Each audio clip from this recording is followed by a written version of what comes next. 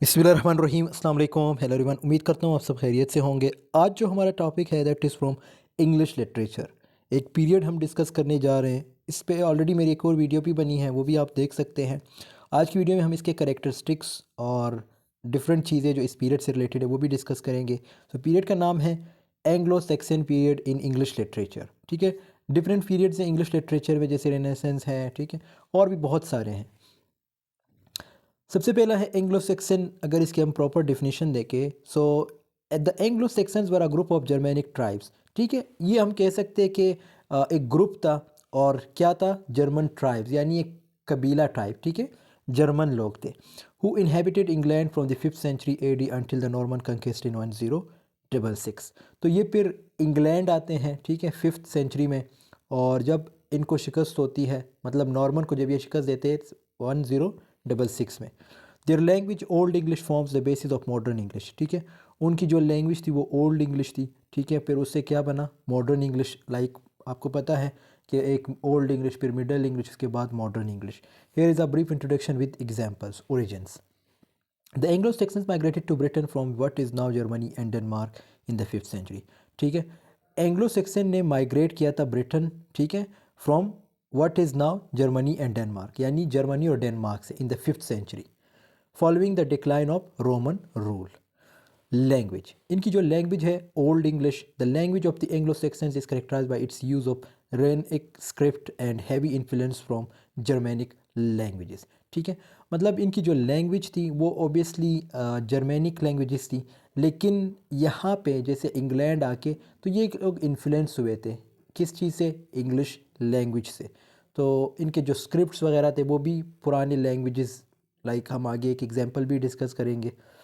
Literature: Anglo-Saxon literature includes epic poems like Beowulf, which tells the story of a hero battling monsters, as well as elegiac poems like The Seafarer and The Wanderer, which reflects themes of exile and loss. तो ये कुछ poems mention किए गए हैं जिसमें Beowulf है, Seafarer है and The Wanderer है। ये इसकी एक एग्जांपल हम आगे डिस्कस करेंगे Beowulf के।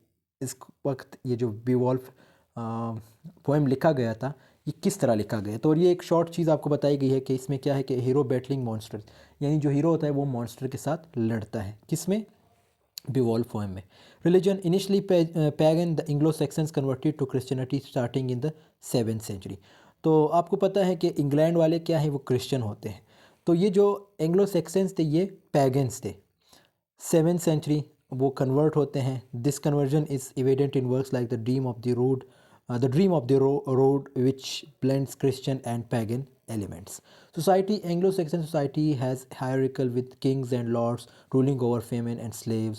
The mad hall, like heroic in Beowulf, was central to their social and cultural life. तो इनके फिर सोसाइटी के बारे में बताया गया है। इजी है, ठीक है। अब आगे आते हैं इसके एक एग्जाम्पल क्या है? बिवोल्फ से एक एग्जाम्पल ली गई है लाइन 1 से लेके 3 तक। जैसे ये, अब मुझे खुद इसकी समझ नहीं है कि ये क्या लिखी है, ठीक है। तो ये ओल्ड है।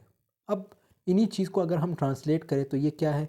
Lo the spear Danes glory through splendid days, we have heard of the might of the kings of the spear armed Danes in days long past. ठीक है, तो ये इन लाइंस की एक्सप्लेनेशन है, और ये लाइंस मैंने आपको बताया ना कि बीवोल्फ पोएम से ली गई है।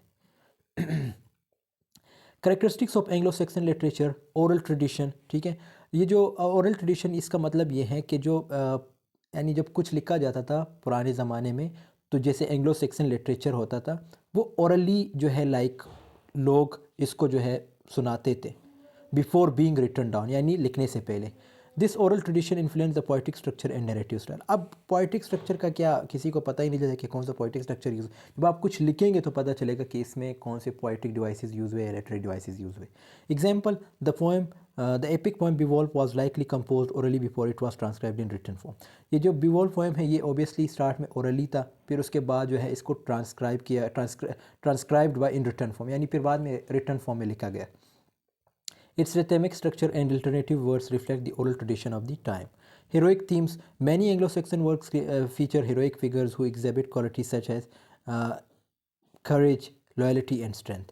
यानी जो एंग्लो सेक्सन वर्क्स होते हैं उसमें आपको ज़्यादातर कौन से थीम्स देखने को मिलेंगे? करेज, जिसमें होगा लॉयल्टी, स्ट्रेंथ, यानी एक हीरो की बात हो रही है। These heroes are open face formidable adversaries and undergo personal trials. तो ये आपके ट्रेजिडी की तरह, जैसे वो एक हीरो जो है बहुत ज़्यादा सफ़र करता है, यानी ज़िंदगी में उसको बहुत ज़्यादा मुश्किलात का फेस करता है।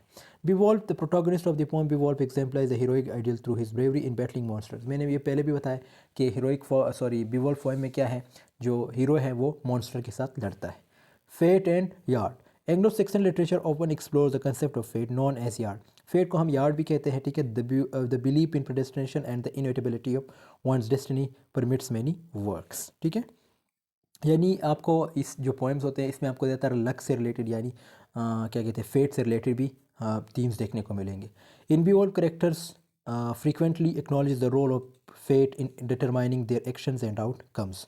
तो ये उसकी एक एग्जांपल दी गई है। Christian and pagan influences. Anglo-Saxon literature reflects the transition from pagan beliefs to Christianity, incorporating elements of both religions and sometimes juxtaposing them. यानी इनके जो वर्क्स है उसमें आपको क्रिश्चियनिटी जो रिलीजन है उससे रिलेटेड चीज़ें भी देखने को मिलेगी। इसी तरह पैगन्स बिलीव जो होते हैं, ठीक है, उनसे रिलेटेड भी चीज़ें देखने को मिलेगी। फिर ये नीचे एक एग्जांपल है, ये आप लोग पढ़ लीजिएगा। उसके बाद है alliteration and kennings. Anglo Saxon poetry often employs alliteration. Alliteration का आपको पता है, जैसे रिपीटिशन ऑफ कॉन्सोनेंट साउंड्स को कहा जाता है। And kennings metaphorical compound words होते हैं, ठीक है, to enhance the rhythm and imagery of the words. और ये इसके एक एग्जांपल हैं, जैसे river, ring, giver, kenning for king, ठीक है, जैसे phrases like whale road, kennings for sea. तो ये कंपाउंड वर्ड्स हैं। जैसे शू मेकर, आपको पता है शू मेकर किसे कहते हैं, मूची वगैरह कहते हैं, तो ये भी कंपाउंड वर्ड्स हैं। Anglo Saxon prose. Anglo Saxon prose क्या है? Anglo Saxon prose primarily consisted of historical chronicles, religious texts, and the legal documents. One notable example of Anglo-Saxon prose is the Anglo-Saxon Chronicle. यानी इनके जो Anglo Saxon pros जो लिखी जाती थी वो किस तरह होती थी? रिलीजियस टेक्स्ट होती थी, ठीक है, लीगल डॉक्यूमेंट्स वगैरह, इन चीज़ों से related. The Anglo Saxon chronicle is collection of annals that provides a chronological history of England from the early 9th century to the 12th century. तो ये हिस्ट्री से रिलेटेड होती थी, यानी 9th सेंचुरी से लेकर 12th सेंचुरी तक जो होता था वो इस एंग्लो सेक्सन प्रोज में लिखा जाता था, यानी प्रोज की फॉर्म में लिखा जाता था। It covers major events such as invasions. इसमें फिर जैसे ऑब्वियसली उस वक्त लड़ाइयाँ भी होती थी, जो बैटल्स वगैरह थे, इन्वेजन्स वगैरह थे, चेंजेस इन लीडरशिप, ये सारी चीज़ें उसमें डिस्कस होती थी। Here is excerpt from the Anglo Saxon Chronicle entry from the for the year 793 describing the Viking raid on the monastery. तो ये एक एग्जांपल दी गई है, आप लोग पढ़ लीजिएगा। मतलब ये आप लोग उसमें पेपर में अगर आता है कि एंग्लो सेक्सन प्रोज है क्या, तो ये आप लोग ये एग्जांपल दे सकते हैं। In this fierce, foreboding omens came over the land of the Northumbrians and the rich people shock, ठीक है। तो ये चीज़ें जो है, there were excessive viral winds, lightning and fiery dragons were seen flying in the sky. तो ये सारी जो प्रोज वगैरह है उससे रिलेटेड बताई गई है। The signs were followed by great famine and a little after those the same year on 6 ideas of January the ravaging of wretched heathen people destroyed God's church at Lindisfarne, ठीक है। तो ये सारी चीज़ें उसी से related हैं। बस आपको ये पता होना चाहिए कि प्रोज में है क्या।